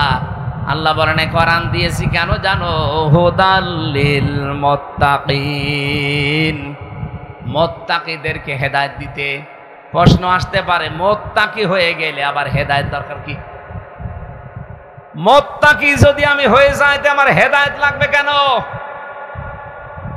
অন্য স্থানে আমরা পেয়েছি হুদাল লিন্নাস ওয়া বাজ্জিনাতিম মিনাল হুদা ওয়াল ফুরকান। কোরআন আমি নাযিল করেছি মানব জাতির হেদায়েতের জন্য। এই খেয়াল করবেন, এখানে প্রথম বললেন আমি মুত্তাকিদের হেদায়েত দেব কোরআন দিয়ে। দ্বিতীয়ই পেয়েছি সূরা বাকারা 185 নম্বর আয়াতে যে আমি কোরআন দিয়েছি মানব জাতির হেদায়েতের জন্য। 3 নম্বরে সূরা নাহলের 89 নম্বর আয়াতের শেষের দিকে পাবেন হুদাল লিল মুসলিমিন। এই কোরআন আমি দিয়েছি মুসলমানদের হেদায়েত দেওয়ার জন্য। আল্লাহর কথা কয় রকম পেলাম? বলেন বলেন, কথায় পর্যন্ত বুঝেছেন কিনা বলেন। আল্লাহর কথা 3 রকম হয়ে গেল। উনিও কি আমাদের হাসিনা সাহেবের মতো সকালে এক কথা বলে বিকালে বলে না আমি এটা বলি নাই? আল্লাহ পাক বলেন আমি যেইটা একবার বলি ওইটাই ফাইনাল, কোনোদিন আমার কথা নড়ন চড়ন নেই, রদ বদল নেই। তাহলে এখানে 3 রকম কথা বললেন কেন? তাফসিরে মুফাসসিরিন ইকরাম ফি জিলালিল কোরআনের বাইজাবিতে লিখেছে 3টাই ঠিক আছে। 1 নম্বরে পৃথিবীতে মানব জাতির জন্য আল্লাহ পাক হেদায়েতের জন্য কোরআন দিয়েছেন। তামাম দুনিয়ার সব মানুষ কোরআনের উপকার পাবে, কোরআন থেকে কল্যাণ লাভ করবে, সম্পূর্ণ না, কিছু না কিছু। এই জন্য দেখবেন পৃথিবীর বহু মানুষ আছে কোরআন মানে না, বিশ্বাস করে না, কিন্তু কোরআনে কারিমের কিছু নিয়ম তারা মেনে তারা আবার শান্তিতে আছে। আজ পৃথিবীর অন্যান্য ধর্মের দিকে তাকান, তারা কি কোরআন বিশ্বাস করে? বলেন না কেন? কোরআন মানে, কোরআন যে আল্লাহর পাঠানো কিতাব এটাও তারা বিশ্বাস করতে চায় না। কিন্তু কোরআন থেকে কিছু নিয়ম তারা উপকারের জন্য পারিবারিক জীবনে আর রাজনৈতিক জীবনে তারা নিয়েছে। এটা রেকর্ড হচ্ছে, এই কারণে বলছি। শুধু এই কয়জন মানুষ আমার সামনে না, এখন বাংলার 18 কোটি মানুষই আমার সামনে। এটা কালকে সারা বাংলা কোরআন বিশ্বাস করে না, কোরআন মানেও না, কিন্তু কোরআন থেকে যে একটা নিয়ম আছে বিবাহ, বিবাহের কথা কোরআনে নেই? আমিন আয়াতিহি আন খালাকালাকুম মিন আনফুসিকুম আজওয়াজাল লিতাসকুনু ইলাইহা ওয়া জাআলা বাইনাকুম মাওয়াদ্দাতাও ওয়া রাহমা ইন্না ফি যালিকা লাআয়াতাল লিকাউমিন ইয়াতাফাক্কারুন। আল্লাহ বলেন আমার বহু নিদর্শন দুনিয়া আছে, এর ভেতরে অন্যতম নিদর্শন এই যে আমি তোমাদের থেকে তোমাদের জোড়া তৈরি করেছি, স্বামীর থেকে স্ত্রী বানিয়েছি। কেন বানালাম? কারণ তার কাছে তুমি শান্তি, স্বস্তি এগুলো ফিরে পাবে। তাহলে বিবাহের এই ক্ষেত্রটা ওরা কোরআন থেকে নিয়েছে এই কারণে, কারণ দেখছে পরিবার, সমাজ এবং রাষ্ট্রের স্থিতিশীলতা ঠিক রাখার জন্য বিবাহের বাইরে দুনিয়াতে আর কোনো নিয়ম নেই। এই জন্য সব ধর্মে বিবাহ কম বেশি আছে না নেই? ওরা কি বিবাহ করে কোরআনের নিয়ম মতো? বলেন বলেন। কারণ মেনে চলছে তাদের নিজেদের উপকার পাওয়ার জন্য। কোরআনের এই বিধানটা মানার কারণে, এমনকি কোরআনের এই বিধান নবীজি নিজে দেখিয়েছেন, আর নিকাহ মিন সুন্নতি ফামান রাগিবা আন সুন্নতি ফালাইসা মিন্নি। বিবাহ করা আমার সুন্নাত, যে ব্যক্তি আমার এই সুন্নাত থেকে মুখ ফিরিয়ে নেয় সে যেন আমি নবীর উম্মত থেকে খারিজ হয়ে যায়। তাহলে এখান থেকে একটা বিষয় আমরা পরিষ্কার যে বিবাহ করা একটা ইবাদত, বিবাহ করা একটা ইসলামের নিয়ম, কোরআনের নিয়ম, হাদিসের নিয়ম। কথা বলেন ঠিক কিনা? অন্যান্য ধর্মের মানুষেরা কোরআন বিশ্বাস করে না, কিন্তু এই নিয়মটা বিশ্বাস করে, মানে। কারণ তাদের অস্তিত্বকে, তাদের জাতীয়কে ঠিক রাখার জন্য এটা দরকার। পারিবারিক জীবনে এই জন্যে প্রত্যেকটি ধর্মে এটা আছে। 2 নম্বরে রাজনীতি। আপনি দেখবেন বিশ্বের অন্যান্য দেশে রাজনৈতিক যে নিয়ম নীতি, আমেরিকার দিকে তাকান, 200 প্রায় কত 44 বছর চলছে, 241 বছর, 241 বছর একাধারে চলছে আমেরিকা। গণতন্ত্রের নাম বলে তারা, সমান অধিকারের নাম বলে তারা, কিন্তু আজ পর্যন্ত কোনো দিন আপনি শুনেছেন যে আমেরিকার প্রেসিডেন্ট কোনো মহিলা? কথা বলেন না কেন? কেন নেই? নবীজির হাদিস হচ্ছে, কোরআনের আয়াত হচ্ছে, আর রিজালু কাওয়ামুনা আলান নিসা, পুরুষকে বানিয়েছি আমি নেতা। পুরুষ বলেন বলেন, আর মেয়েদের বানালাম তাদের আজ্ঞাবহ।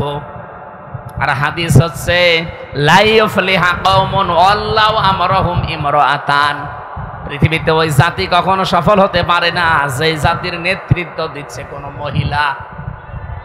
ওরা নবীর কথা বিশ্বাস করে না, কোরআন বিশ্বাস করে না, কিন্তু কোরআনের এই নবীর এই নিয়মটা ওরা মানে। এজন্য আজ পর্যন্ত 241 বছর পার হয়ে চলে যাচ্ছে, কোনদিন ওরা আমেরিকায় মেয়ে লোককে প্রধানমন্ত্রী বানায়নি। এক কথা বলেন না কেন?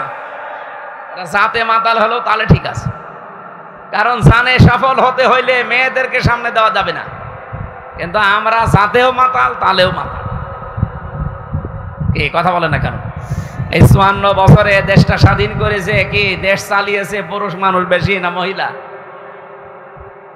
নবীর এই হাদিস যদি আপনি না মানেন সফল হতে পারবেন? ওরা মেনে নিয়েছে। দেখেন, ট্রাম্পের মতো একটা মানুষকে প্রধানমন্ত্রী বানিয়েছে, কমলা হ্যারিসের মতো এত বড় শিক্ষিতা মেয়েকে তারা দায়িত্ব দেয়নি, কারণ জানে মুহাম্মদ রাসূলুল্লাহর কথা ওরা বিশ্বাস করে না, মানেও না, কিন্তু বাস্তবে দেখেছেন চুরি চুরি করে মানতেছে, কারণ জানে যে মেয়েরা আসলে উলট পালট হয়ে যাবে, এ দেশের অস্তিত্ব আর থাকবে না। কারণ মেয়ে লোকের বুদ্ধি যতই হোক পুরুষের অর্ধেক। কি কথা বলে না কেন? এটাকে আমার বানানো, বিজ্ঞান এখন আবিষ্কার করে দেখাচ্ছে মেয়ে লোককে আল্লাহ পুরুষের অর্ধেক বুদ্ধি দিয়েছে। এই জন্য আমরা আরো পেছিয়ে যাই। আমরা উপরে যেতে পারতাম যদি 54 বছরে পুরুষ মানুষ আমাদের দায়িত্বে থাকতো এবং ওটা যদি আল্লাহওয়ালা হতো। কথা বলেন ঠিক কিনা? হযরত ওমর আল্লাহওয়ালা ছিলেন না? এক কথা বলেন না কেন? এই যে রোজার যে 27টা শিক্ষা পাওয়া যায়, তার ভেতরে অন্যতম শিক্ষা হচ্ছে রোজা জবাবদিহিতা তৈরি করে দেয়। বাংলাদেশে 1628 জন মানুষ দায়িত্বে ছিল। এই 1628 জন মানুষ যদি হযরত ওমরের মতো দায়িত্ববান হতো, জবাবদিহিতা এইটা তৈরি করতে পারত রমজানের রোজার দ্বারা, এ দেশটা জান্নাত হয়ে যেত। খলিফাতুল মুসলিমিন হযরত ওমর দেশের প্রধান, উনি একটা হিসাব করছিলেন, বাতি জ্বালিয়ে লম্প জ্বালিয়ে। দেশের প্রধান বিচারপতি হযরত আলী আসলেন, ডাক দিয়ে বললেন, আলী তুমি আমার কাছে আসলে, প্রধান বিচারপতি তুমি দেশের, বলো তো তোমার ব্যক্তিগত কোনো কারণে না রাষ্ট্রীয় কোনো কারণে? হযরত আলী বললেন, না আমি রাষ্ট্রের কোনো বিষয় নিয়ে আসি নাই, এসেছি আমার নিজের ব্যক্তিগত পারিবারিক জীবনের একটা সমস্যা আপনাকে জানাতে। উনি সঙ্গে সঙ্গে বাতিটা লিভিয়ে দিলেন। হযরত ওমরের বাতি লেভানো দেখে হযরত আলীর মন খারাপ হয়ে গেল, যে কি আমি দেশের প্রধান বিচারপতি, আমাকে দেখে আরো বাতি জ্বালাবে কি, আরো লিভিয়ে দিল। হযরত ওমর বললেন, আলী রাগ করবেন না, আমি কিন্তু আপনাকে জিজ্ঞাসা করেছি প্রথমে যে আপনি এসেছেন কেন। আপনি যদি বলতেন যে আমি রাষ্ট্রের কাছে এসেছি, তাহলে আমি বাতি জ্বালিয়ে রাখতাম, কারণ আমি যখন হিসাব করছি এই হিসাবটা রাষ্ট্রের জনগণের তেল পুড়িয়ে আমি রাষ্ট্রের হিসাবে ব্যস্ত আছি। আপনি এসে পারিবারিক জীবনের গল্প করবেন আর রাষ্ট্রের তেল পুড়তে থাকবে, আমি কিয়ামতে জবাব দেব কি? হযরতে আলী বলেন, কথাটা শোনার পরে আগে যে রাগ হয়েছিল এখন যেন শ্রদ্ধা ভক্তি আমার আরো 100 গুণ বেড়ে গেল। যে মানুষ এত সেনসিটিভ থাকতে পারে, এত সেন্সিয়ার থাকতে পারে নিজের দায়িত্ব সম্পর্কে, যে একজন প্রধান বিচারপতি এসেছে দেশের, তার সাথে গল্প করতে রাজি না রাষ্ট্রের সম্পদ নষ্ট করি। বাংলাদেশে যদি এরকম মানুষ আমরা 1628 জন পেতাম, এ দেশটা মিনি জান্নাত হয়ে যেত। রমজান কিন্তু ওইটা শিক্ষা দেওয়ার জন্য এসেছিল, কিন্তু ওই রকম মানুষকে আমরা 54 বছরে পেয়েছি।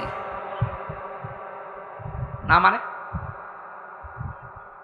মাওলানা মতিউর রহমান নিজামী রহমতুল্লাহ আলাইহি মন্ত্রণালয় চালিয়েছে বাংলাদেশে দুইটা মন্ত্রী চালিয়েছে উনি নিজে। দায়িত্ব পালন করার পরে 36 টাকা বেশি ছিল, টাকাটা রাষ্ট্রের কোষাগারে ফেরত দিয়েছে।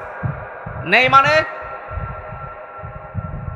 আলী হাসান মোহাম্মদ মুজাহিদ রহমতুল্লাহ আলাইহি এই মানুষটাও মন্ত্রী ছিল, একটা টাকা দুর্নীতি খুঁজে পায়নি অণুবীক্ষণ যন্ত্র দিয়ে। মানুষ নেই মানে ওইরকম মানুষ দেখতে হবে না? আপনি যদি দরবেশের মতো মানুষ দেন তো 36,000 কোটি টাকা চুরি করবে। একজনের শুনলাম 620টা বাড়ি ভূমি মন্ত্রীর, কিন্তু বাড়িতে একটাও এখন থাকতে পারেন না। কানাডায় বাড়ি বানিয়েছেন, মালয়েশিয়া বাড়ি বানিয়েছেন, সিঙ্গাপুরে। যেখানে যেখানে গেলাম দেখি হোটেলে উঠেছে, ওই সাহেব পাড়া বেগম পাড়ায় ওঠে না।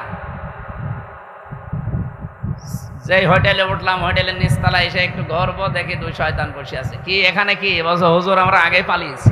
কেন? দেশে থেকে মার খাবো কেন? সাহেব পাড়া বানিয়েছেন বেগম পাড়া, ওখানে থাকবেন না? ওখানে থেকে মার খাবো। এই দেশে বাঙালি আছে না? যদি দেখে সাহেব পাড়ায় আসি মালয়েশিয়াতে, পিটিয়ে ভর্তা বানিয়ে ফেলবে। এই জন্যে এসেছি চুরি করে থাকি, কোনো জায়গায় যাই না। কয়দিন থাকবেন এভাবে চুরি করে? কেন এই কাজ করতে গেলেন? হযরত ওমরের মতো দায়িত্বটা পালন করতেন, মরণ পর্যন্ত বাংলাদেশের দায়িত্বে থাকতে পারতেন। কথা বলেন না কেন? কি হবে এত টাকা দিয়ে আপনার? এখন 620টা বাড়িয়ে বানিয়েছিলেন, কি করলেন? একটাও তো থাকতে পারলেন না। এখন থাকা লাগছে ভাড়া করা হোটেলে।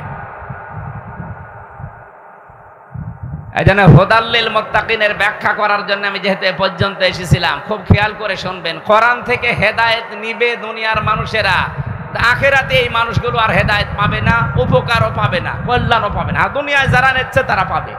2 নম্বরে মুসলমানেরা আর একটু বেশি পাবে কোরআন থেকে উপকার, হেদায়েত। এজন্য আমরা একটু বেশি বেশি মানি, একটু উপকারও পাই। 3 নম্বরে সবচাইতে বেশি কল্যাণ পাবে, হেদায়েত পাবে, উপকার পাবে দুনিয়ার আখেরাতে যারা মুত্তাকি। তাহলে 3টা কথাই আল্লাহ ঠিক আছে, যদিও 3 রকম মনে হচ্ছে। কোরআন থেকে 1 নম্বরে কিছু না কিছু ফায়দা পাবে মানুষেরা। 2 নম্বরে কোরআন থেকে ফায়দা আরেকটু বেশি পাবে মুসলমানেরা। 3 নম্বরে সবচাইতে বেশি উপকার পাবে কারা? বলেন মুত্তাকিরা উপকার পাবে দুনিয়ার আখিরাতে মিলে। আমরা এবার কোরআন থেকে আপনাদের ব্যাখ্যাটা শোনাচ্ছি, কি উপকার পাবে দুনিয়ার মুসলমানেরা।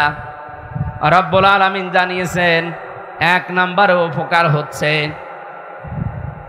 আল্লাহ পাক বলেন আল্লাহ নিজে তাকওয়া যারা অর্জন করবে, কোরআন থেকে যারা হেদায়েত পেয়ে মুত্তাকি হবে, আল্লাহ নিজে তাদেরকে ভালোবাসবেন।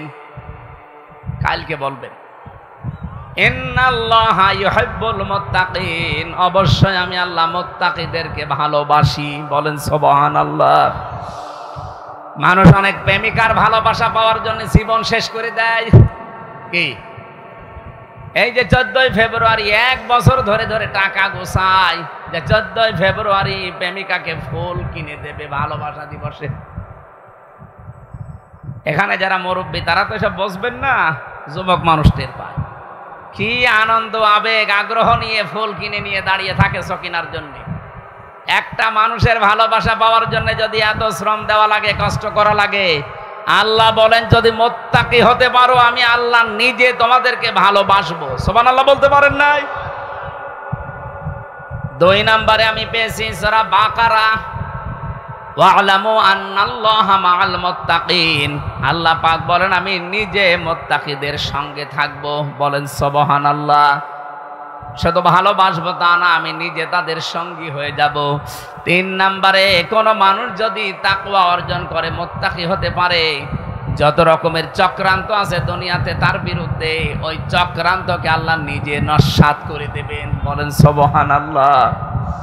ইসলামে দেশে যারা অ্যাক্টিভ ভাবে মেনে চলে, তাদের উপরে যত ষড়যন্ত্রের খড়গ হস্ত, যত রকমের দুর্বিসন্ধি হয়, চক্রান্ত হয়, সবগুলো থেকে তার নিজের বাঁচা সম্ভব না। বাঁচায় কে? বলেন এই 15.5 বছরে ইসলামের অস্তিত্ব থাকার কথা ছিল না, যত রকমের ষড়যন্ত্র আরম্ভ হয়েছিল, বাঁচিয়ে রেখেছেন কে বলেন তো? 4 নম্বরে বেশি মুত্তাকি যারা হবে তাদের আমল আল্লাহ নিজেই কবুল করে নেবেন। ইন্নামা ইয়াতাকাব্বালুল্লাহু মিনাল মুত্তাকিন। সূরা মায়েদা 27 নম্বর আয়াতের শেষের দিকে আছে। আমি দলিলগুলো লম্বা করছি না, কারণ আমার ওই অনুষ্ঠানটা ধরা লাগবে। এখানে আমার 11টায় ওঠার কথা, সেখানে অনেক সময় হয়ে গেছে। 5 নম্বরে রিজিকের দরজা আল্লাহ খুলে দেবেন, এটা সূরা আরাফের 96 নম্বর আয়াতের প্রথম অংশে আছে। 6 নম্বরে তাকে পেরেশানি থেকে আল্লাহ মুক্তি দান করবেন, সূরা তলাকের 2 নম্বর আয়াতে আছে। 7 নম্বরে তার জীবনের যত কাজ আছে আমার আল্লাহ সব কাজ সহজ করে দেবেন, সূরা তালাকের 4 নম্বর আয়াতে আছে। 8 নম্বরে আল্লাহ পাক বলেন কোন মানুষ যদি তাকওয়া অর্জন করতে পারে ওর পেছনের যত গুনাহ ছিল সব আল্লাহ মাফ করে দেবে। সূরা আনফালের 29 নম্বর আয়াতের মাঝের অংশে আছে। 9 নম্বরে জান্নাতুন নাঈম আমার আল্লাহ তাকে দান করবেন। সূরা কলমে ইন্না লিল মুত্তাকিনা ইনদা রাব্বিহিম জান্নাতিন নাঈম 34 নম্বর আয়াত। এরকম 9টা আছে কোরআনে, আর হাদিসে আছে 27টা। আর এই তাকওয়া যদি কেউ অর্জন করতে যায় তাকে দুনিয়ায় 4টা কাজ মাস্ট বি করা লাগবে। কয়টা বলেন বলেন? 1 নম্বর আল খাউফু মিনাল জালিল, আল্লাহকে যেভাবে না দেখে বিশ্বাস করেন, না দেখে ওইভাবে ভয় করা লাগবে। 2 নম্বরে আল আমালু বিত্তানজিল, কোরআনের আমল দুনিয়ায় করা লাগবে। কিসের আমল? কোন বাবা কি করেছে, কোন দাদা কি করেছে ওই আমল না, কিসের আমল? কোরআনের। 3 নম্বরে আল কিনায়াতু বিল কলিল, অল্পে তুষ্ট থাকার মন বানানো লাগবে। এইটা আমাদের নেই। যত আসে আরো বেশি চাই, যত আসে আরো বেশি চাই না। যতটুকু আল্লাহ আপনাকে দিয়েছে মনে করবেন এর চাইতে বেশি হলো আপনার ক্ষতি, এর চাইতে কম হলো আপনার ক্ষতি। সুতরাং অল্পে তুষ্ট থাকার এই মন তৈরি করা, এটা তাকওয়া মুত্তাকি মানুষদের 3 নম্বরে গুণ। 4 নম্বরে ওয়াল ইস্তিদালু লিয়াউমির রাহি, আখিরাতের পুঁজি তৈরির জন্য সচেষ্ট হওয়া।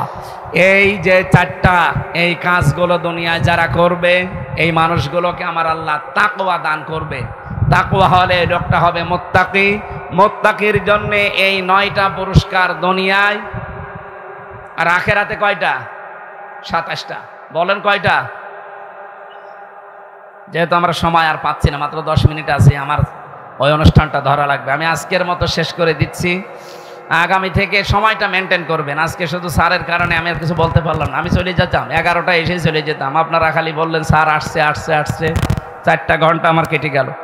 আগামী থেকে আবার আসবো এই জেলা, এই যে পাশে খোকসা, ওই আব্দুল্লাহ হুজুরের ওই জায়গার নাম কি, শিমলিয়া, আমলাবাড়ি। আবার শিমলিয়া একটা মাহফিল নিয়েছি, শিমলিয়া, ওখানে আসবো ইনশাল্লাহ রাতের বেলা। রাত আমার যেখানেই মাহফিল পাবেন, রাত 8:30 থেকে 9টায় উঠবো, 10:30 11টায় মাহফিল শেষ করে দেবো। আমরা সাবজেক্ট আকারে কথা বলবো, বিভিন্ন জায়গায় দেখা হবে ইনশাল্লাহ। আল্লাহুম্মা আমিন।